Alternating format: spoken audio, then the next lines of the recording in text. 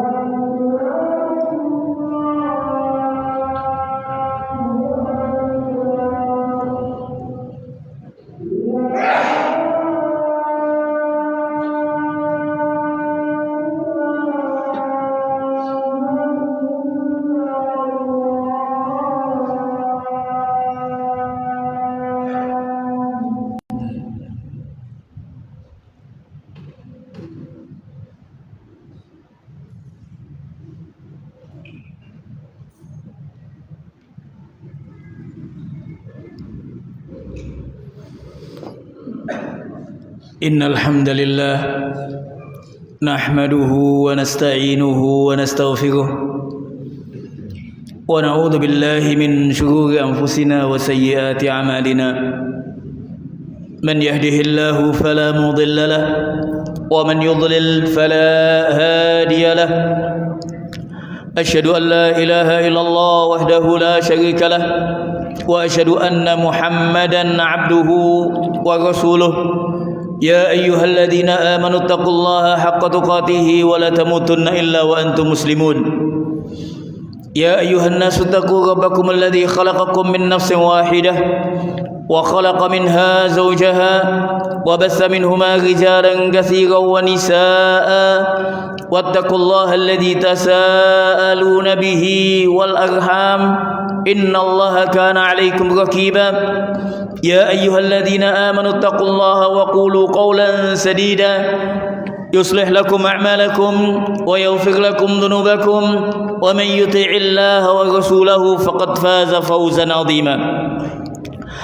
أما بعد فإن أصدق الحديث كتاب الله وخير الهدي هدي محمد صلى الله عليه وسلم وشر الأمور محدثاتها وكل محدثة بدعة وكل بدعة ضلالة وكل ضلالة في النار. Ma'asyiral muslimin, sidang salat Jumat yang dimuliakan Allah. Tak terasa kita telah memasuki bulan Rajab 1445 Hijriah. Bulan yang diagungkan, bulan yang dimuliakan.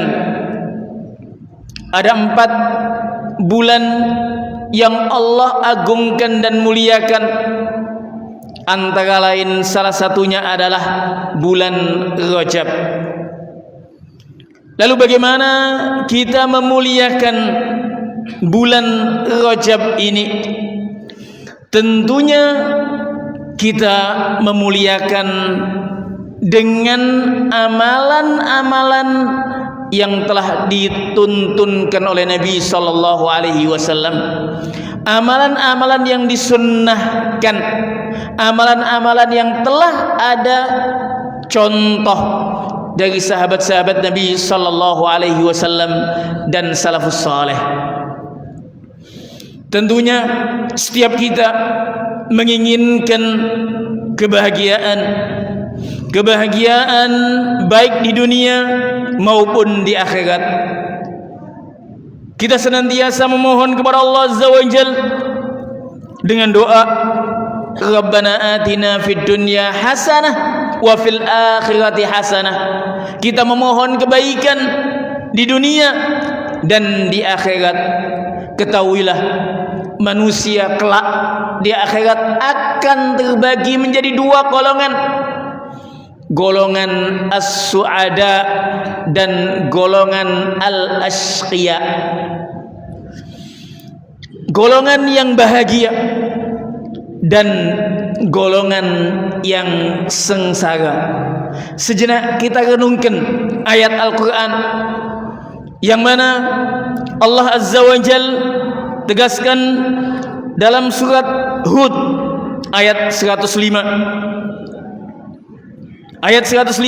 sampai 108. Allah Azza wa Jal firmankan, yauma ya'ti la takallamu nafsun illa bi'idhnih faminhum syaqiyyun wa sa'id.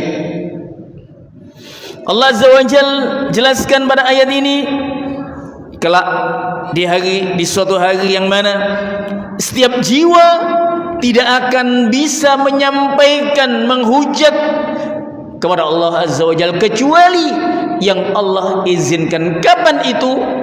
Kelak di hari kiamat, kelak di yaumil hisab.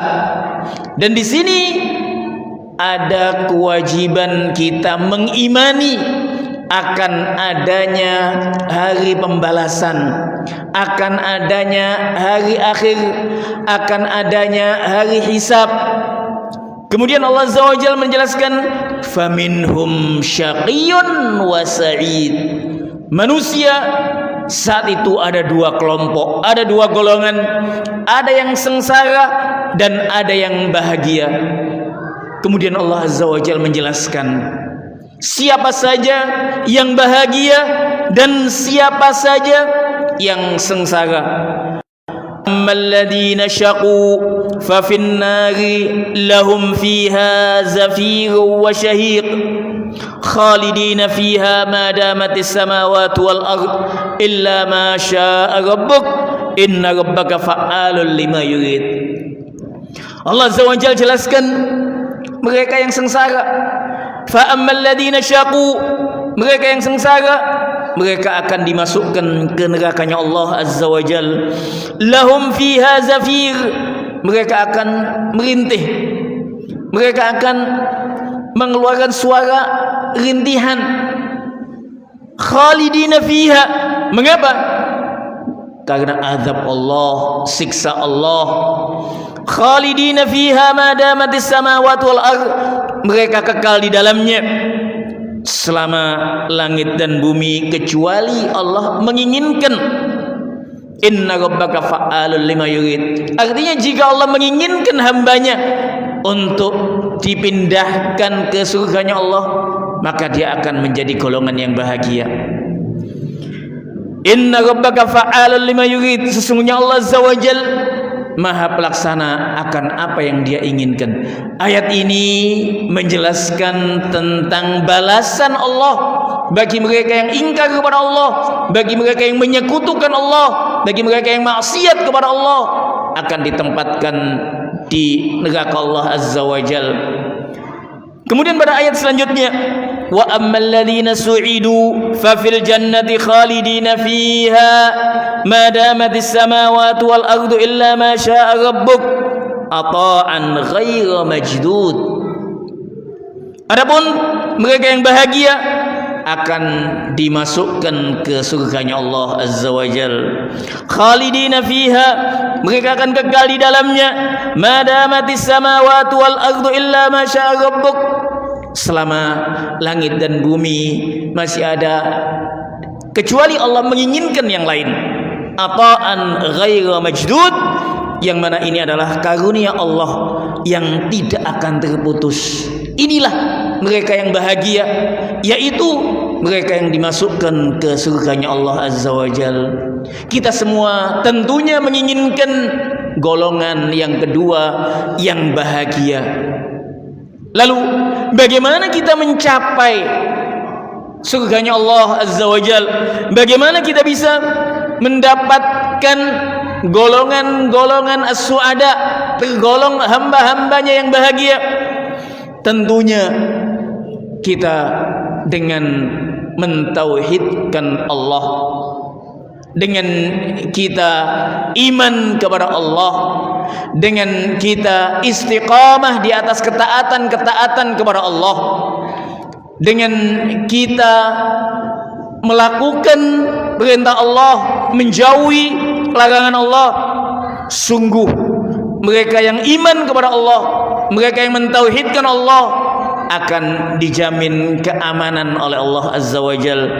Alladzina amanu wa lam yalbisu imanahum bidzulmin ulaika lahumul amnu wa hum muhtadun. Allah Azza wa Jalla menegaskan mereka yang iman kepada Allah dan tidak mencampurkan keimanannya dengan kesyirikan, dengan kezaliman. Kesyirikan yang dimaksud pada ayat ini, ulaika lahumul amn, mereka akan mendapatkan keamanan. Wahum muhtadun, dan mereka mendapatkan manusia-manusia yang mendapatkan petunjuk Allah Azza wa Jalla. Keutamaan tauhid disebutkan oleh Nabi sallallahu alaihi wasallam, man mata wa huwa ya'lamu annahu la ilaha illallah dakhalal jannah.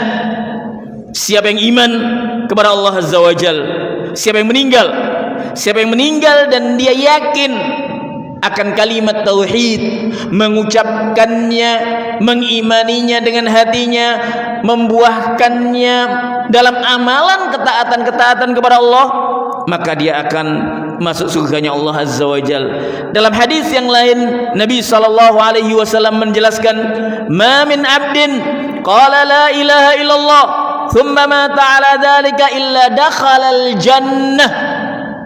Tidaklah seorang hamba mengucapkan la ilaha illallah kemudian dia meninggal di atas kalimat tauhid kecuali dia dimasukkan ke surganya Allah. Kalimat tauhid hendaknya kita teguhkan, hendaknya kita pegang seteguh-teguhnya sampai ajal menjemput kita. Kalimat tauhid hendaknya kita pupuk.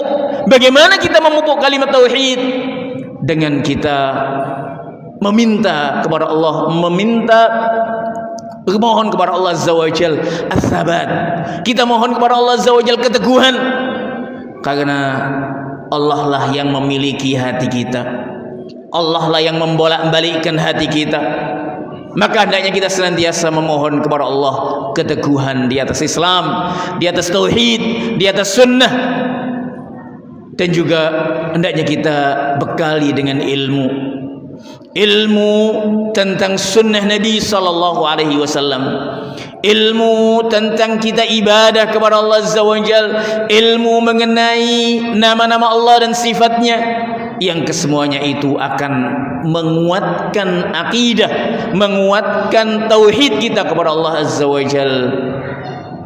Kemudian amalan yang lain yang dijelaskan oleh Nabi sallallahu alaihi wasallam, yang mana amalan ini dijamin oleh Nabi sallallahu alaihi wasallam surganya Allah Azza wa Jalla dan akan menjadi golongan-golongan yang bahagia. Suatu ketika Nabi sallallahu alaihi wasallam ditanya tentang amalan yang banyak memasukkan surganya Allah Azza wa Jalla. Beliau sallallahu alaihi wasallam menjawab dengan dua kalimat, taqwallah wa husnul khuluq. Takwa kepada Allah dan berperangai yang baik. Takwa kepada Allah memperbaiki hubungan manusia kepada Allah. Dengan takwa kepada Allah menjalankan syariat Allah, menjalankan perintah Allah, menjauhi larangan Allah, akan baik hubungan dia dengan Allah Azza wa Jalla. Adapun husnul khuluq, perangai yang baik, akan memperbaiki hubungan sesama manusia. Yang mana keduanya ini amatlah penting bagi muslim, bagi mukmin dalam menjalankan aktivitas dalam kehidupannya.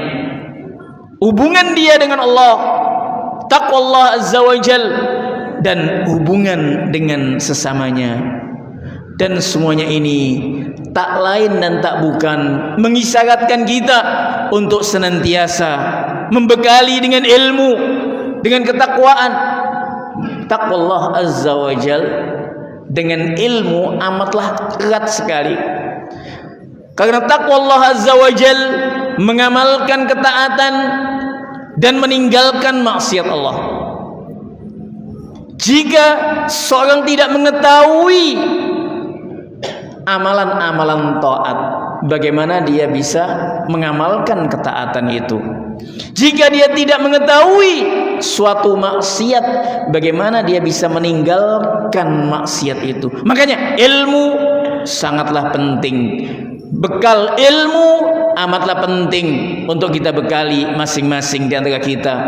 Dengannya kita bisa membedakan mana yang tauhid, mana yang syirik, mana yang sunnah, mana yang menyelisih sunnah, mana amalan-amalan yang sesuai dengan sunnah, mana amalan-amalan yang menyelisih sunnah. Aqulu qouli hadza wa astaghfirullah li wa lakum fastaghfiruhu innahu huwal ghafurur rahim.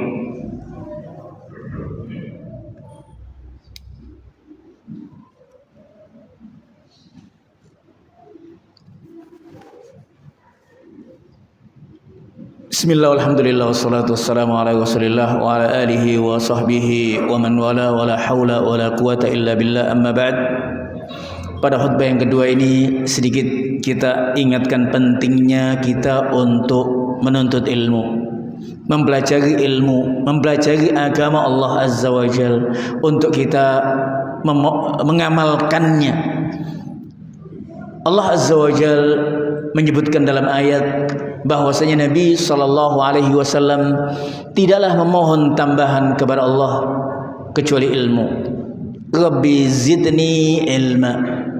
Ya Allah, tambahkanlah kepadaku ilmu.